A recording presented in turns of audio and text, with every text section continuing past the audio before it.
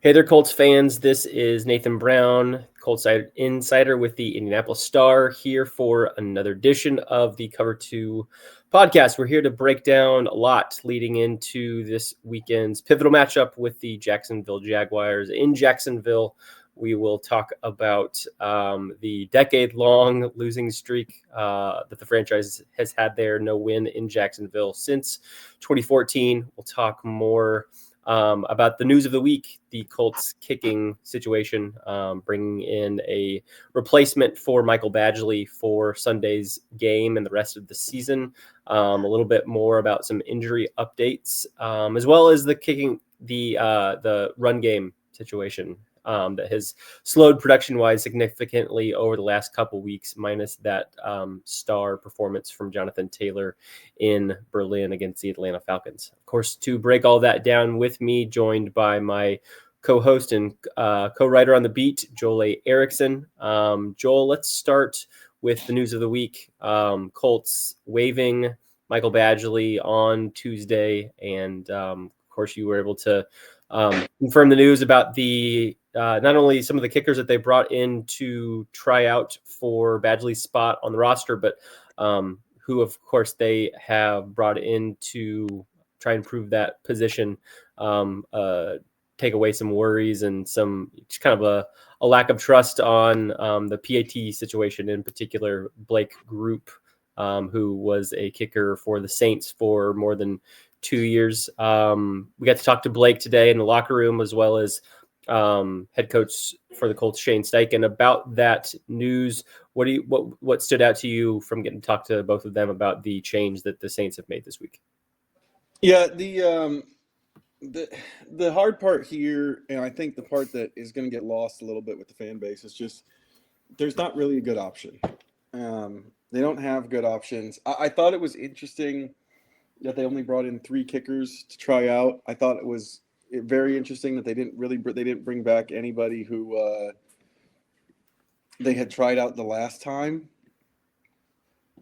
So I thought both of those things were very interesting. That's what they decided to do. Was it kind of feels to me a little bit like it was Blake Groupie all the way, and they just brought in those other guys to get a look at him. They didn't bring back Maddox Trujillo last time, even though he was part of the training camp competition with Spencer Schrader. So they get a look at him and see how he's progressed. And then we could probably talk briefly about Justin Tucker, even though I got one email from someone who said that we shouldn't be worried about Justin Tucker at all.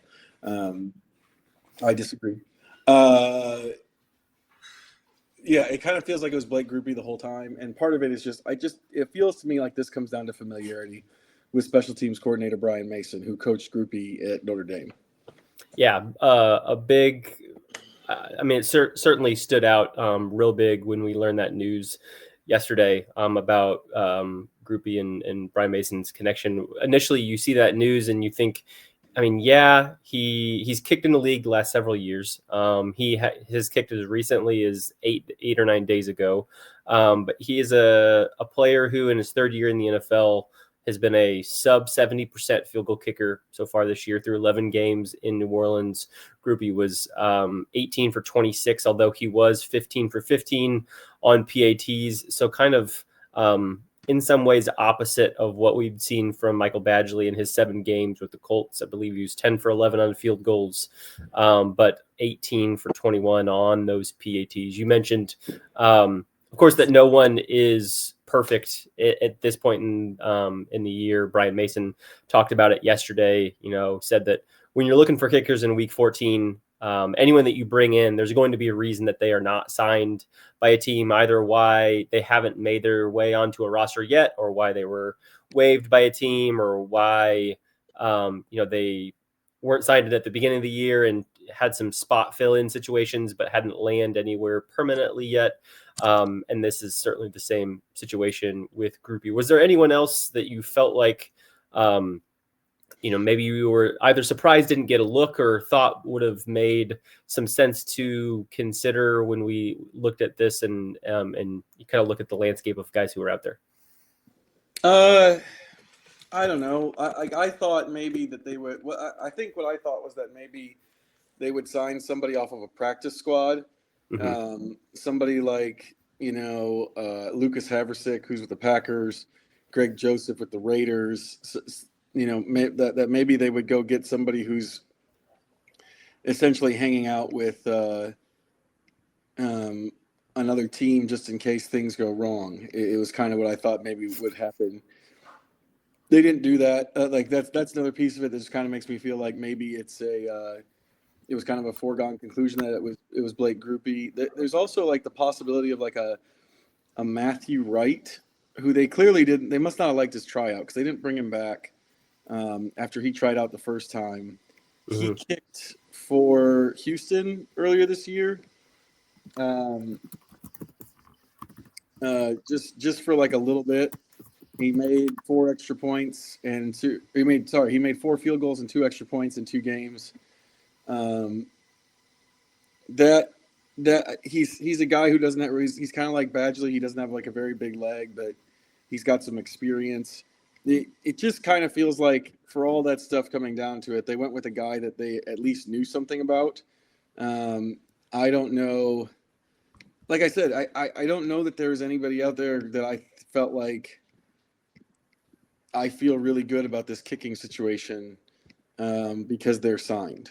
So, yeah. Yeah, Matthew Wright was one that stood out to me a little bit. He, I believe, has kicked for 3 different teams this year: Tennessee, Washington, and Houston for a total of 4 games, as you mentioned. He'd been 5 for 5 on field goals, 4 for 4 on extra points. He had a long this year of 46. He's been a guy that's been around in the league. This is, I believe, his 6th season, but someone who's never really stuck anywhere. I mean, you look at his stat page. He kicked for 14 games for Jacksonville in 2021. Outside of that, he spent 3 games in Pittsburgh in 2020. He kicked for 2 different teams in 22. 4 different teams one team in 23 for a single game, 3 different teams in 24, 3 again in 25. Someone that has been around the league, and I mean, I think he's an 88% career field goal kicker. But again, when you're making a decision like this, I have to think that familiarity means about as much as as any trait, as long as it's a guy who's an NFL caliber kicker, and Blake Grupe certainly is and has been for the last couple of years. His field goal production, hasn't been at this level his entire career. It took a significant dip this year. The Saints obviously felt like they needed to make a change there, but I think he's only missed 2 extra points in his career of more than 2.5 years.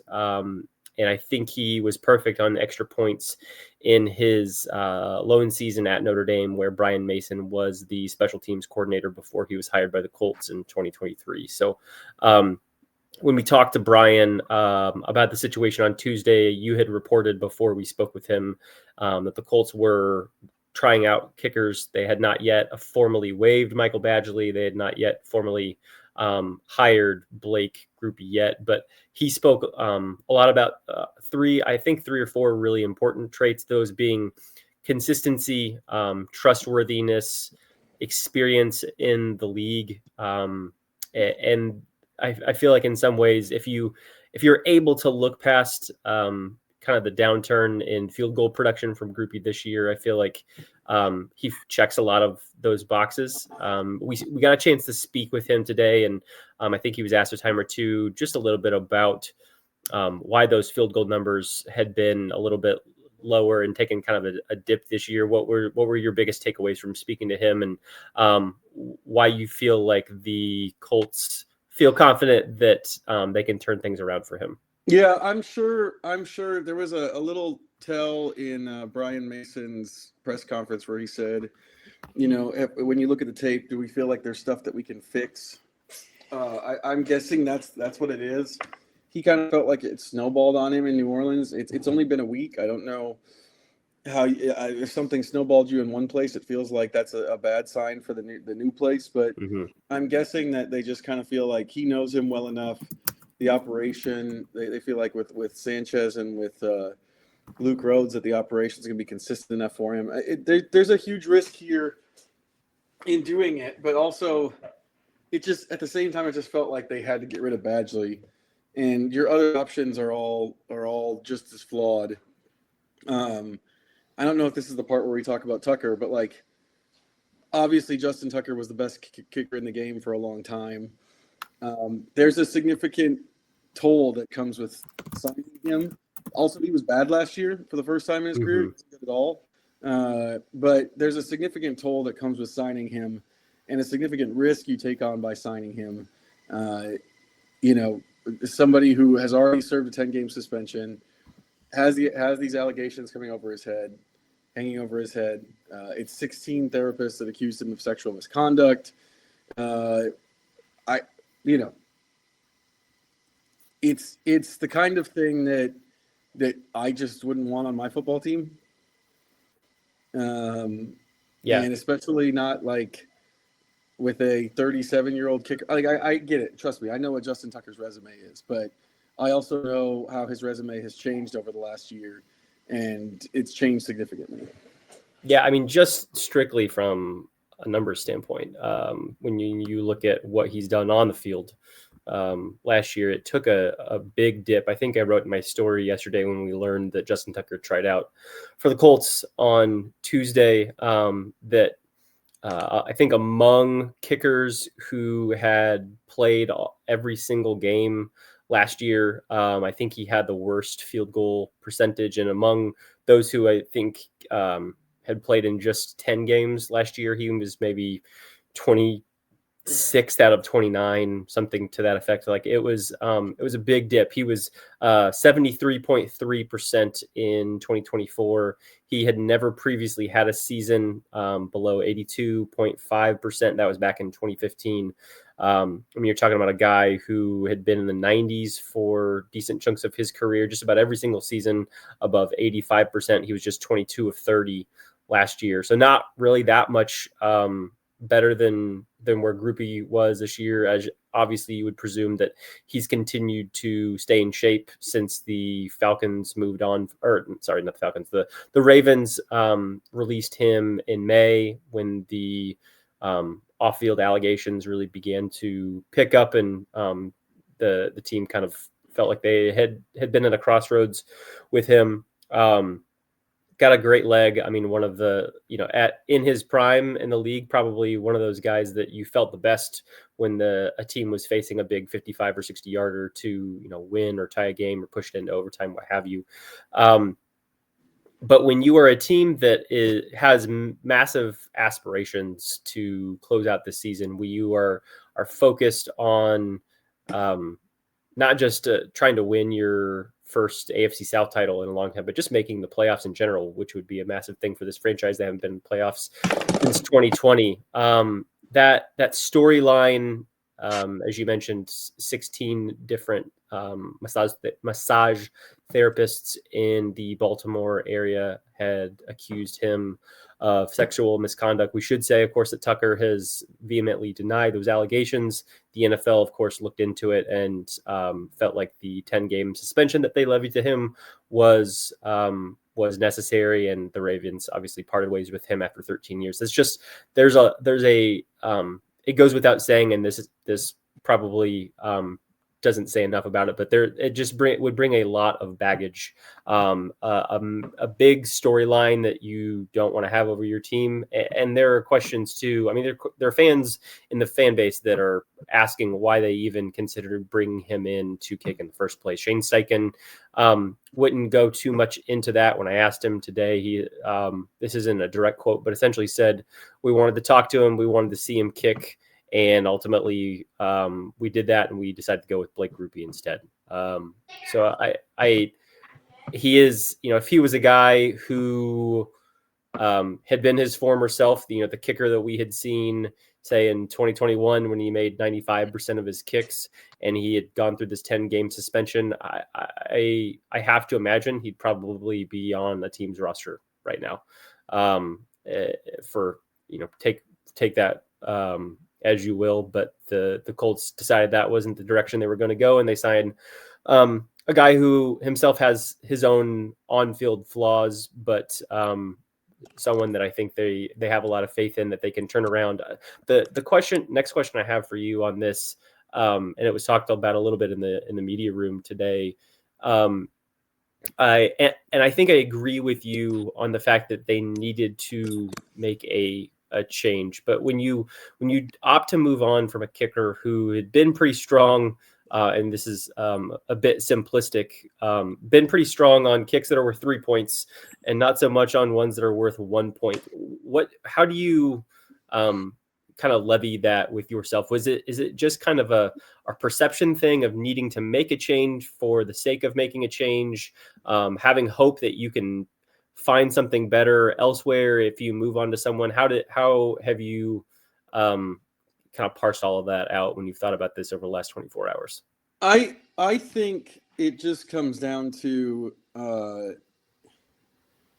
like, for lack of a better way of putting this, like missing extra points. There's something that feels different about that to the team, I think, more than anything, and to the head coach about what, like once you start missing extra points, it just feels like they can't trust you anymore. Mm-hmm. And also, I think there's something about missing an extra point that feels like it's worse than missing a field goal.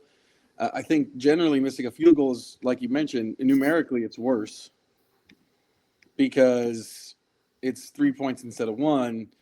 But there's just a sort of sense that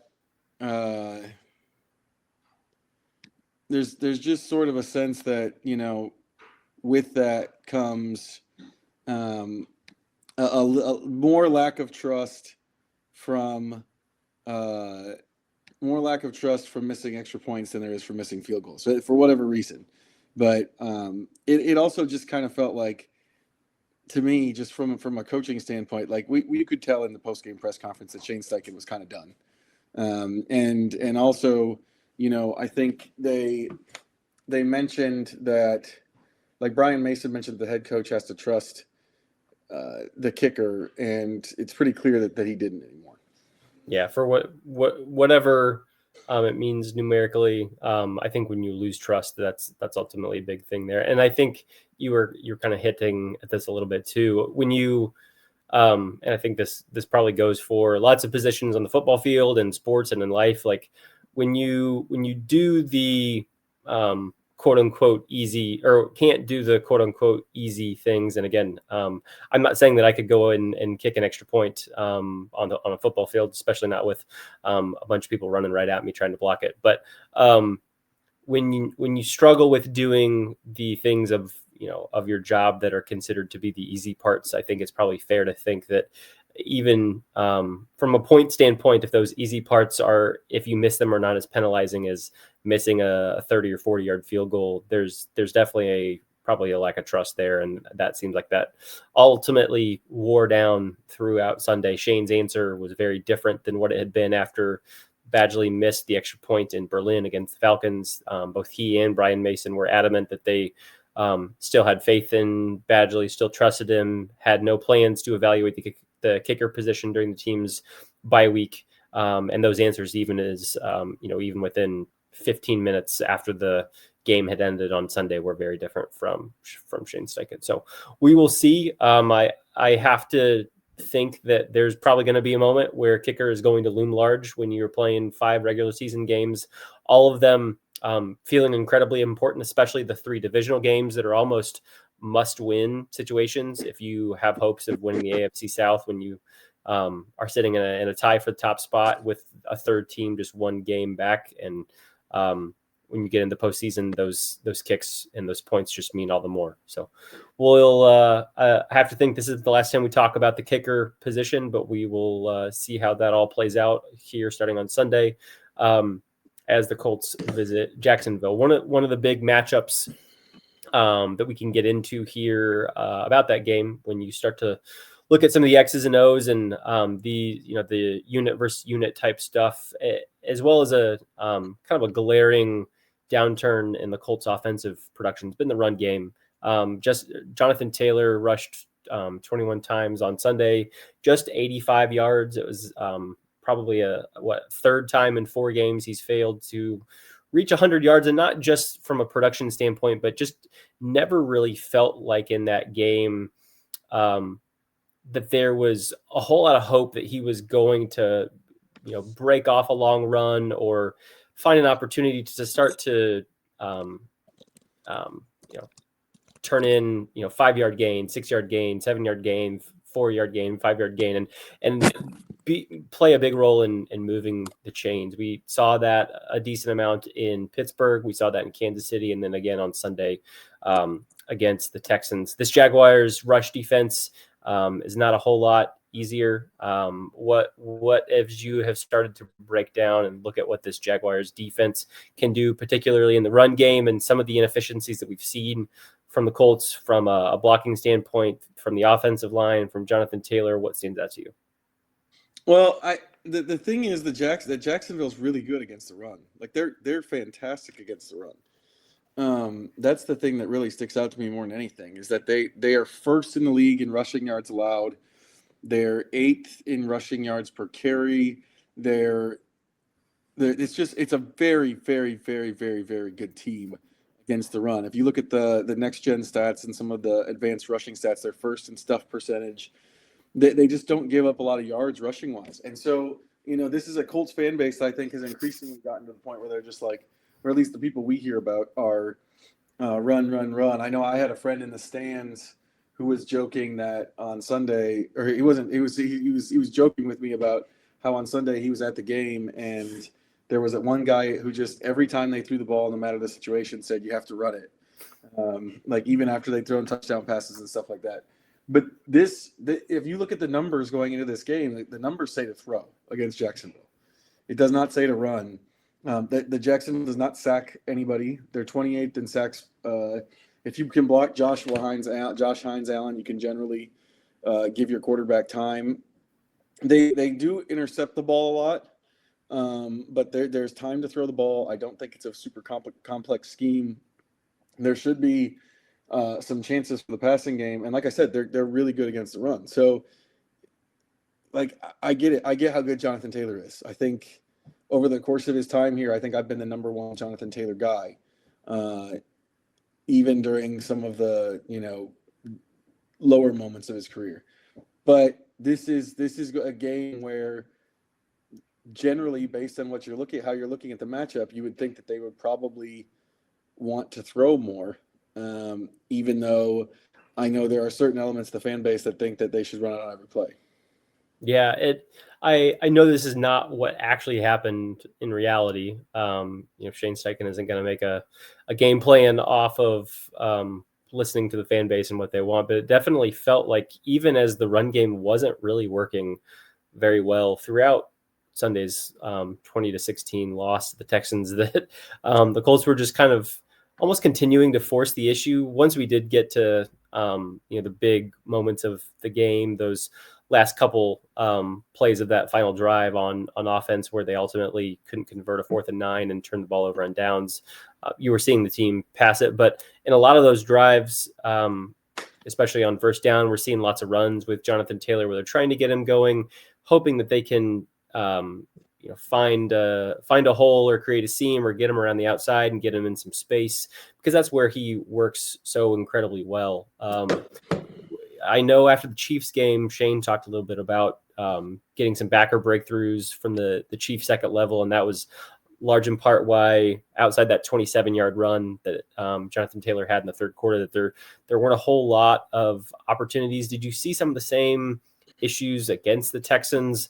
Or I know Lou Anarumo, or not Lou, Jim Bob Cooter had mentioned that this offense, both in the passing game and the run game, isn't running into like any one big issue, but just kind of a lot of little things that are very game specific, maybe scheme specific, that have kind of led up a little bit over these last couple weeks. As you've looked over and thought about the last couple games, is there anything from a big picture standpoint that stands out from that run game in particular, and why we haven't seen a whole lot of explosive performances or really even long runs from Jonathan Taylor outside that 27-yarder and then the big game he had in Atlanta? Just a little bit more traffic from linebackers Shane Steichen said that at the Kansas City game. They had backer run-throughs that they hadn't had before. I felt like Jonathan Taylor a lot of times on Sunday was running into a linebacker at the line of scrimmage pretty early. This is another game, part of the reason that the Jaguars are good is that they have good linebackers. Devin Lloyd is very fast. Foyesade Oluokun, I hope I said that right, has 96 tackles this year. They're very active, very aggressive players, and the Colts have to find a way to get to them. Jonathan Taylor's great. He's very, very good at eluding stuff. I would say he's probably done well to get some of the yards he's gotten over the last couple of weeks. But even with all that, and even knowing all that, in those 3 games, I think some fans would say, well, they didn't have a lot of yards because they just didn't run it enough. But he hasn't been over 4 yards per carry in any. The only game he's been over 4 yards per carry is the outlier in Berlin. Everything else was, I think it was 3.2 against Pittsburgh, 3.6 against Kansas City, 4.0 after a late burst of plays against Houston on Sunday. That does not suggest that they were ripping runs off and Steichen just went away from it. It suggests more that they were struggling. Yeah, it's also kind of a weird chicken and the egg thing because it's come at a time where the passing game has kind of taken a downturn a little bit. And it's hard, I think, in some ways to think about where the blame lies or which ways these 2 different segments of the offense are connected. Daniel Jones has put up some good numbers, even though he turned the ball over a bunch of times in Pittsburgh. I think had a decent performance in Atlanta, but was still maybe somewhere around 250 yards. Was again kind of okay, but as we could tell, a little bit physically limited once we got late in the game in Kansas City, and that was an offense that just really struggled to string anything together over the last 25 minutes or so of that game, and 4 possessions that all did not include a first down. And his numbers, I think both you and I said on Sunday in the podcast, wrote in some form. I don't know that Daniel Jones's passing numbers from Sunday totally tell the entire story, but it kind of begs the question a little bit that, if the passing game was able to be more effective, if that would open up some more holes for Jonathan Taylor, and summarily, if the run game was operating better, if there would be some better windows for Daniel Jones to throw into. And it's been a little head scratching, I have to admit, to try and figure out why these things have both dropped off kind of simultaneously, starting with that loss in Pittsburgh. Well, one of the other things is just from the passing game standpoint, I think that's different this week, is that they've seen a lot of pressure the last 4 games they played. Pittsburgh is not really, they don't really seem like the normal Pittsburgh defense, but TJ Watt's still there. Mm-hmm. Nick Herbig is still they still have good edge rushers. They have guys that can have an impact. The Falcons blitz a ton. That's just their game. They blitz and blitz and blitz and blitz and blitz. The Chiefs have a very talented coordinator at dialing up blitzes. They have some good players. Like I said, that's another team that's not necessarily dominant. Their numbers say they're not necessarily dominant as pass rushers this year, but the capability is there. And then Houston might be the best defense in the league and has the best tandem of edge rushers in the league. So you look at those last 4 teams, there's a lot of pressure potential in all of those defenses. The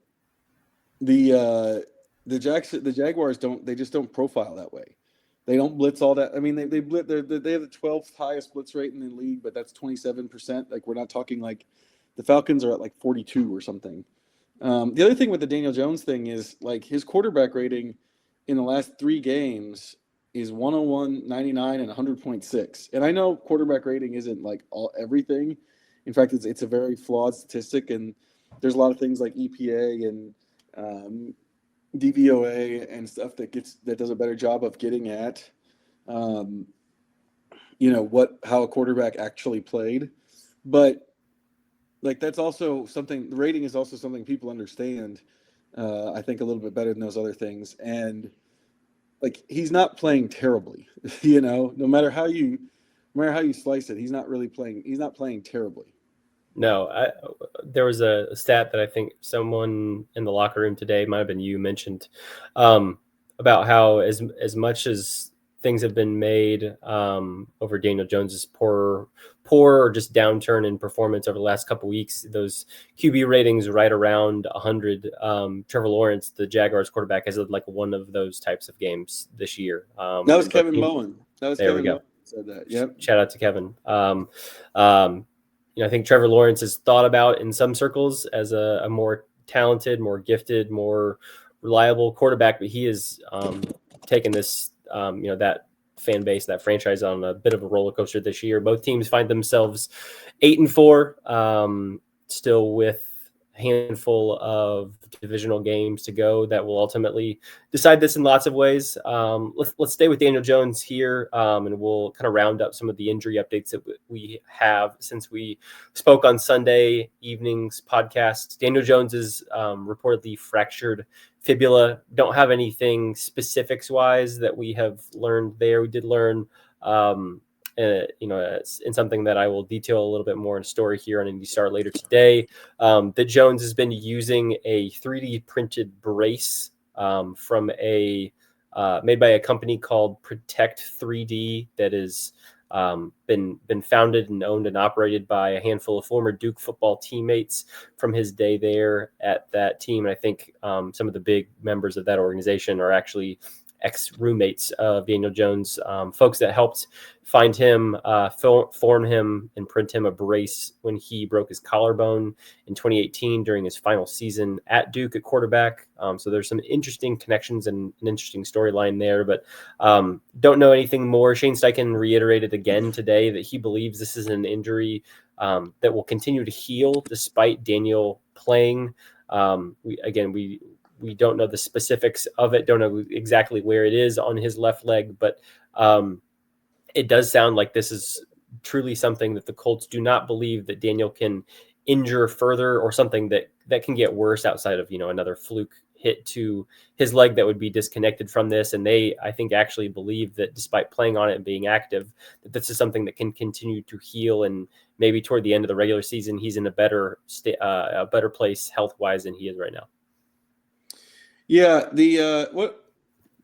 what are your college roommates doing these days? Well, a couple of them live here in Indianapolis. One of them, both in kind of like the business sector. One of them is an avid bicyclist. Not necessarily guys that are both godparents to our kids. I don't know if they are people that I would want forming a medical device as I go and try to run around to avoid some 250 or 300 pound linebackers and defensive linemen. Not maybe nearly as gifted in that respect, but that comes with the territory of going to Duke, and guys who may have been like walk-ons on the Duke football team and ultimately clearly went on to do something a lot more important than playing football, in terms of those folks that Daniel Jones roomed with. How about yours? This was a fun little aside in the press conference today, because I think James Boyd brought up what were your roommates doing, and Shane Steichen kind of joked well, he went to UNLV, he didn't go to Duke. But my college roommate, I went to Missouri. My college roommate works for a company that makes the VR stuff that quarterbacks use. Okay, well, there you go. He works for one of those companies. He is very, very good at math, and has done that for a while. So I see him once in a while at the combine. So, listen, Daniel Jones has special roommates, but some of the rest of us have special roommates too. I have not gotten my hands on the quarterback VR, but also I don't play quarterback, so that's probably why. Anyway, so that was a fun aside.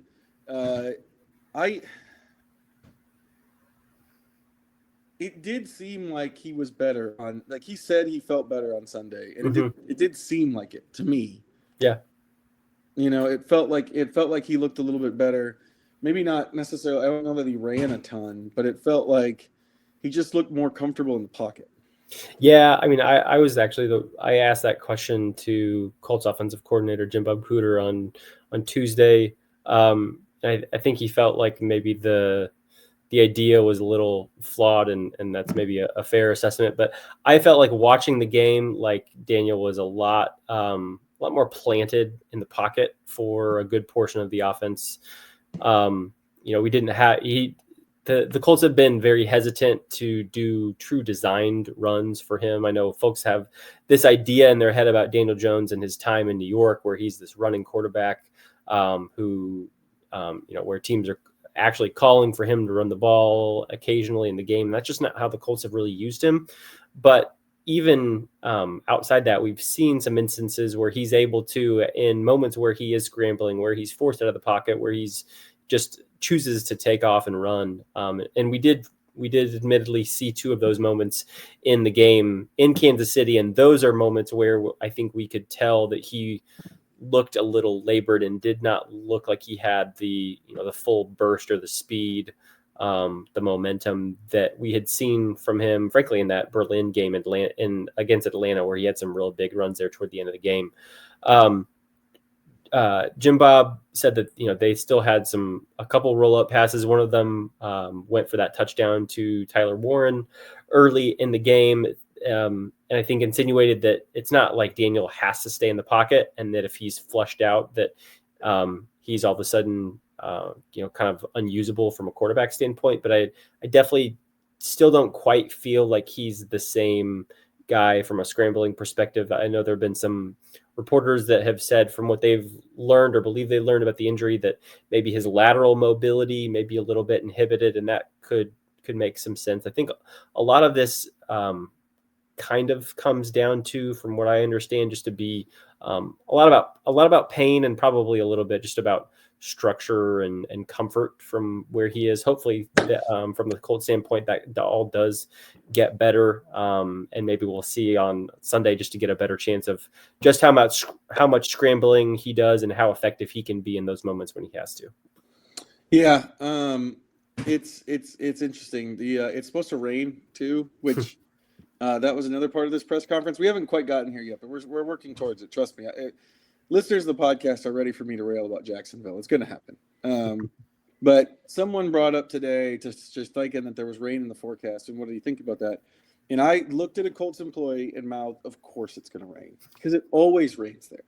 And Shane Steichen actually has a very good handle on the rain too in Jacksonville, because he said, "Yeah, it feels like it always rains there, but it's like for a quarter or for like the pregame, and then it goes away." That's always how it is.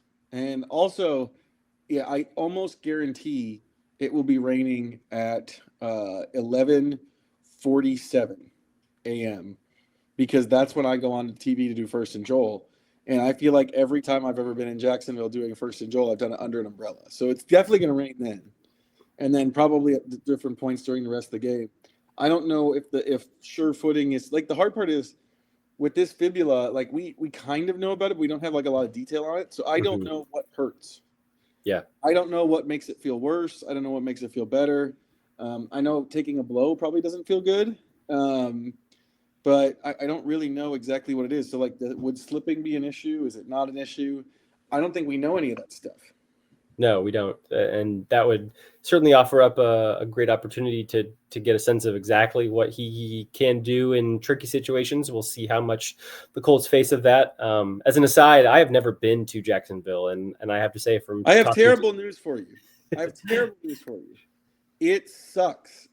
Yeah, I have to say, doing this podcast and working on the beat for the last 6 or 7 weeks, talking to you and other folks around it, or folks on the team, I am about as least excited to go visit a city as I have ever been, I think, in my entire life. So here's the thing about Jacksonville. There's lots of damning things about Jacksonville, but here's the most damning thing about Jacksonville. If you talk to someone and they say, "Oh, it's not that bad," what follows immediately is, "What about TPC Sawgrass?" That's not Jacksonville. I've been there. I've stayed in a hotel on that property. It's not Jacksonville. They're like, "What about the beach areas?" Again, not Jacksonville. They inexplicably built the city part away from the ocean, which should be their big draw. Like, all of the things that people are like, well, when you go to Jacksonville, you get to do this. They're not in Jacksonville. And we are in Jacksonville. The stadium is not great. Like, I know they're going to get a new one. But it's inland. It's muggy. I don't know the temperature. I think the high I saw earlier was like 63, but somehow it's like 78. Those of us with thick hair, it doesn't do well for anybody there because it's like super humid and like crazy. It's going to rain. It's going to feel gross. Like, it's just not like, it shouldn't be an NFL city. It offends me that I have to go every year. Let's just kind of glide over some more quick injury updates here real quick before we continue this Jacksonville conversation. Since we talked to you guys on Sunday night, we have learned, or more so just confirmed, I think, Sauce Gardner does indeed have a calf injury. His Achilles is all good to go, as I think Shane and Sauce told us that they believe to be the case on Sunday, but Shane Steichen told us that definitively on Monday when we spoke with him a day after the Colts loss. So we know that he is not yet committed to Sauce definitively being out publicly, but everything he said leads us to believe that he will be out at least for Sunday's game. He said he will probably miss some time, but they will not put him on IR, which I know, of course, was news to some folks on Wednesday. But so that would lead you to believe that at minimum he's not going to be out for 4 games. So maybe it's 3. So maybe it's maybe he's back for the final 2 regular season games. That would probably be your hope. Maybe he's able to be back 1 game earlier. We will have to wait and see. The Colts, of course, will not get DeForest Buckner back this week at the earliest. He could be back for the game in Seattle. We haven't gotten an update on him, and that's something that we would hope to learn more about here in probably a week or so. We also know, and this has been a question that we've been asking every single week just to see if an update is any different, but Anthony Richardson continues to rehab his orbital fracture, which essentially is just resting. Shane Steichen told us that he's able to do some stationary work in the weight room just to kind of stay in shape, but he's certainly not doing any football activities, and it does not sound like he will be back on the football field in a moving towards a potential backup role behind Daniel Jones anytime soon. So it does sound like Riley Leonard will be cemented in that spot for the time being. I think those are the major ones. Anything else before we get to talking about the Colts' decade-long losing streak in Jacksonville? Yeah, I think the biggest thing is Steichen said, I need to look at the exact quote on this. I don't want to get it wrong. But if, they haven't told us much about the eye injury beyond just that he needs rest. But there was a hint today about what he's dealing with. And just in terms of the severity of what it is. But, okay, here it is. He said, this was in the second question. It's an eye issue, and we're waiting for that to get clearance. So there's the first tip, is clearance means that doctors have not told him that he can practice yet. This isn't the Colts holding him back. The doctors are saying you can't play. And then this is the really important one. Obviously, anytime you're dealing with an eye, you want to make sure he's got full vision in that eye. Just to reiterate what I said, or sorry, not what I said, what Shane said. You want to make sure he's got full vision in that eye. That should give you an indicator of what he's dealing with. I don't think I need to really describe that even a little bit. I think it's pretty obvious why that would be an issue. Yeah, 100%. So I think he was asked, do the Colts expect him to be able to be back at some point this year? Shane didn't eliminate the possibility for that altogether, said that they are hopeful that would be the case, but certainly by no means committed to that happening. So I'm sure that it will be a weekly topic here as we close out on the end of the regular season, but he's now been out for approaching 2 months here fairly soon, and still has not been able to get back out on the field. We see him occasionally in the locker room, but no evidence that he will be back practicing with this team anytime soon. We certainly wish the best to him as he heals up. So now on to Jacksonville. The Colts had never won there. The NFL. The worst city. That's what you're going to say, right? The worst city in the NFL. Yeah. So you have been on the Colts beat since 2018. You have not yet seen a Colts victory in Jacksonville. The Colts have not done so since 2014. So that marks 10 straight losses. They hope to break that streak. And it's something that in the Colts locker room, probably their least favorite topic to be asked about. I don't know how similar the winless in week 1 streak topic was that they were able to break earlier this season, but you ask a couple guys in the locker room, Shane Steichen said that it's just not something that he plans on addressing or really even acknowledging.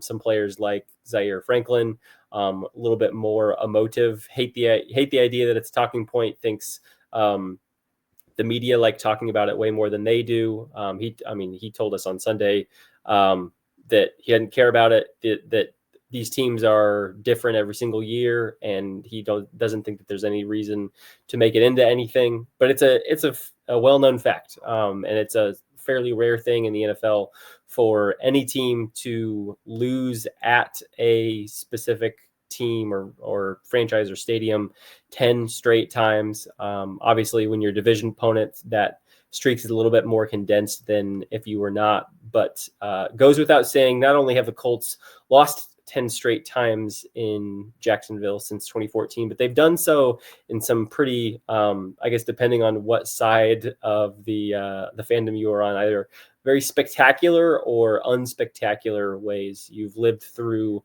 a lot of those. Is there one that stands above the rest in your eyes among the worst losses that the Colts have had in Jacksonville since 2014?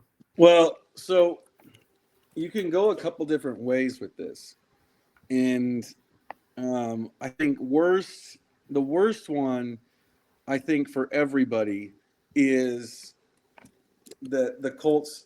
All they needed to do in 2021 was to win to get in, and they got, they weren't even close in Jacksonville. So that's the worst one because of what it was. All they needed to do. And they lost 26-11. It was like they had, I think prior to that they'd had like a 90-something% chance to win. That's the worst one. The weirdest one, because there's been a lot of these that are weird. There's been a lot of them that are weird, and that's what makes it a curse to me, is that a lot of these they really defy explanation, and you can kind of go back and forth on a lot of these things. They were talking today, I wasn't on the beat yet, but the first loss in this run ended a streak of 16 consecutive wins in the division. And the Colts had a lead in that game and then gave up, I think, 30 consecutive points. So that one's weird. I imagine you're referring to that was a 51-16 loss in Jacksonville in 2015. Yeah. The 2020 game was very weird. I was at that game. I was the only writer at that game because that was obviously the COVID year. We were all under at the time. I had to do daily testing to be in the just to be not in the locker room. We weren't allowed in the locker room. I had to have daily testing just to be at the Colts facility. Let alone just to watch practice outside.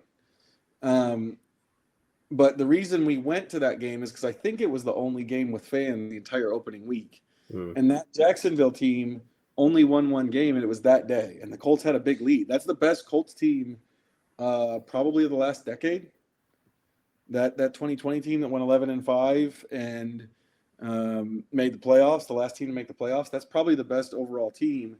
And they lost to a terrible Jacksonville team. That one's weird, but it is an opener, and weird things tend to happen in openers. The weirdest one to me by far is 2018. I don't understand it. It was deep into the season. The Jaguars started Cody Kessler at quarterback. You can look it up. They started Cody Kessler at quarterback. He threw for 150 yards. They averaged 2.9 yards per carry on the ground. And that is the Colts. The Colts got shut out. There were a bunch of fourth downs that they should have gone for, or that if they just kicked the field goal, they probably would have won the game. But it's the only loss for that team in a string of 10 wins in 11 games. Like, they were as hot as any team could possibly be in the NFL before it and after the game.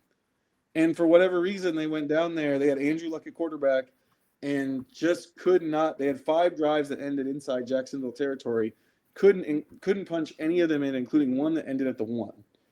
So to me, that's the weirdest one. That's why it's a curse, because if you look at the betting lines on these games, like normally when there's a streak like this, it's because one franchise is generally better than the other franchise over several years.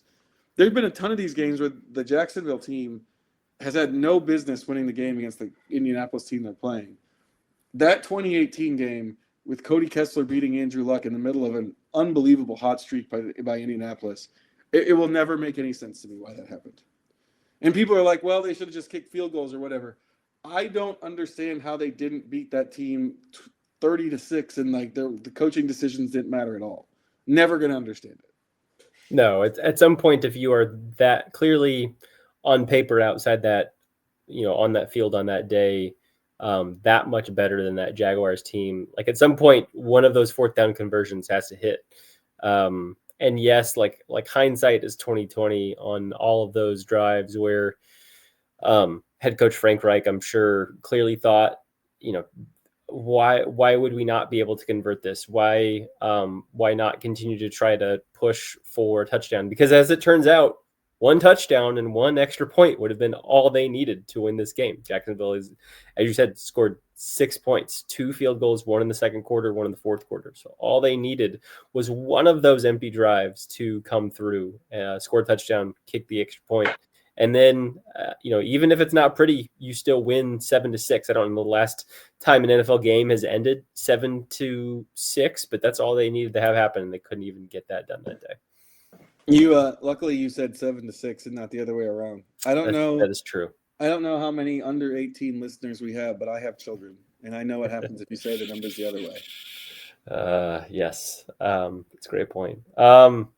So we will ultimately see when we tape here again on Sunday, if the Colts are able to break this streak. If you are some fans, curse. If you are Joel, I am fascinated to see how this team operates here. This is unlike most of those years, a Jaguars team that is fairly solid, admittedly kind of up and down. They're on a decent streak right now in terms of piling up wins. They're a team that has beaten the Chiefs, a team that the Colts lost to. But it's also a franchise that feels like could lose to just about any team in the league and probably also beat just about any team in the league on a perfect day. And playing that type of a team that's built some confidence, that's built some momentum, that's gotten itself back in the thick of this AFC South playoff picture, who's fighting for its own playoff lives. That's not a situation that I think you want to be in. I think we will learn. I probably said this each of the last couple of weeks on the Wednesday podcast. I think we're going to learn a lot about this Colts game, and this the loss on Sunday to Houston felt like the time to start to worry. I think if you lose this game, I think panic mode is probably what sets in. Your odds to make the playoffs take a legitimate hit when you look at all of the teams that find themselves right in that bubble between 6-6 and 8-4 right now in the league. And if you can't clinch that AFC South division title and you're hoping to land one of those 3 wild card spots, you're starting to have to compete with let's say Jacksonville, for example, wins the AFC South. You're competing with Houston, who you've lost to. You're competing with Kansas City, who you've lost to. You're competing with Pittsburgh, who you have lost to. You did, of course, beat the Chargers, so there's a plus there. But it's just such a crowded group, and you don't want to start to get into these tiebreakers with 2, 3, 4 teams right around the same record. It gets really murky, and things start to get out of your control. Things are very much in the Colts' control right now. I believe if I crunch the numbers properly, I think if the Colts win each of their last 3 divisional games and ultimately finish 5-1 in the AFC South, I believe they would clinch the AFC South title and essentially land themselves, I think, no worse than probably the 3rd seed in the AFC playoff picture. That's not, of course, the bye that fans were hoping for a couple weeks ago, but still fairly solid positioning. You're guaranteed to essentially host 1 home playoff game. You're not going to be home for the second one. But not a bad spot. I think that, at best or worst case scenario in that situation, they would tie the Jaguars and tie the Texans. They would be 5-1 in common games, which is the first tiebreaker. And they would be better than all of those teams in that. So we'll see how that begins to shake out. But to do that, you of course have to go and win on Sunday. And that's not something that I've seen the Colts do since I was a couple months out of college, which is a wild thing to say. You know what the worst case scenario is, right? What's that? The worst case scenario is that the Jaguars win the division, the Colts make the wild card, and I have to go back. It's possible. That's the worst case scenario. If the season ended today, that's what we would be facing. Right. That's what we would be facing. Right. So one of the other writers brought that up to me, and now I just want anything else. Anything else. Now part of me just wants that to happen. No, I don't want it. I don't want it.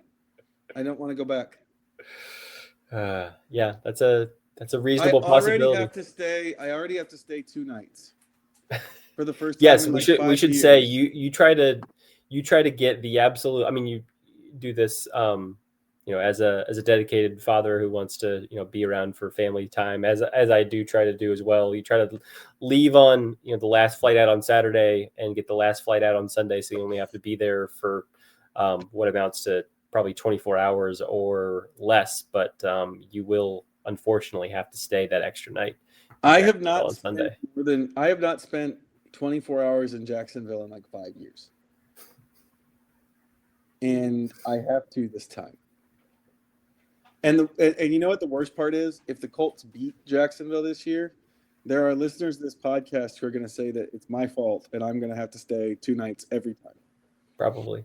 Now, I don't think the 2 things are linked. And I think next year when that flight comes up, we're still going to be looking for that 8:00 flight out of Jacksonville on American Airlines. But I know you podcast listeners. I know what you're going to say.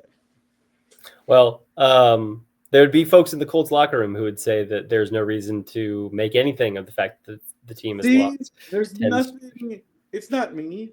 This streak goes beyond me. It does. That's true. You can point to that. There are some. It started when I was covering the Saints for my first year covering the NFL. There you go. I mean, heck, if they win this year and my first time on the beat, then I feel like I've just got to stay here forever, because clearly I'm the reason that they were able to break the streak and win. There you go. And it definitely was not that I stayed 2 nights. It's true.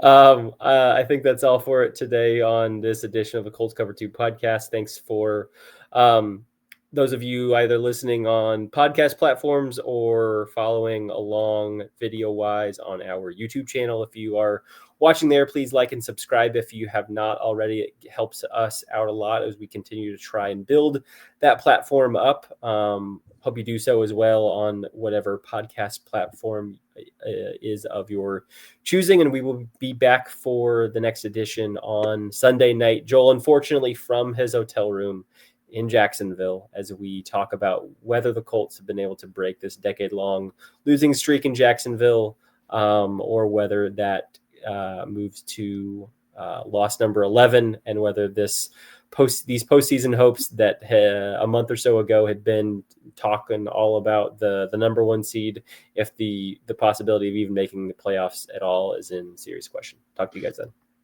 I want to assure people here, before we go, like I know usually you guys, if something bad happens, are more upset. Let me just put it this way: regardless of what happens on Sunday, I'm going to be more upset than you on Sunday night.